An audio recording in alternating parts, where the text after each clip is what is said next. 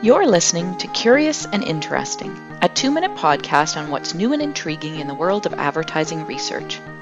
I'm Dr. Barbara Phillips, editor of the Journal of Current Issues and Research in Advertising.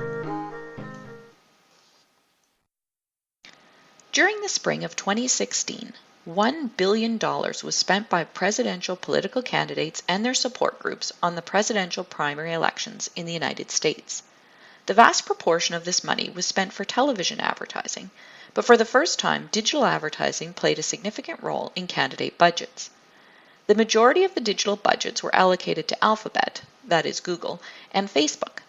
Although politicians and their supporters are convinced about the importance of media advertising, we don't really have a good understanding of how political advertising influences people. Thorson and her colleagues set out to understand what kind of impact this political spending had on voters.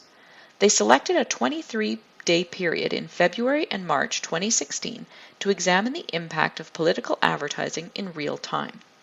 During this time period, many important political events took place. 3 debates occurred, Carson and Rubio left the race, and primaries and caucuses took place. To conduct the survey, each day the authors asked a new random sample of voters if they had seen any political advertising, where they had seen it, and what type of advertising it was. The number of respondents totaled 1,200 young voters aged 18 to 35.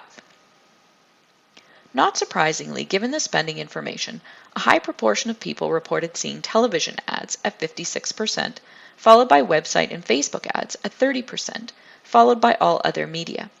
The most common type of ad seen promoted the characteristics of a particular candidate, followed by attacks on the opposite party, followed by attacks on the same party. All 3 types of ads were common. The type of ad did not differ by political party or date. The authors conclude that political strategists are right. Advertising in television and digital media gets attention and can build awareness and interest in political candidates among young voters.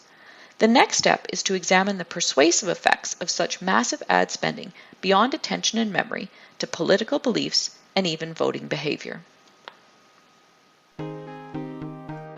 For more information, this research paper was published in the 2019 issue of the Journal of Current Issues and Research in Advertising.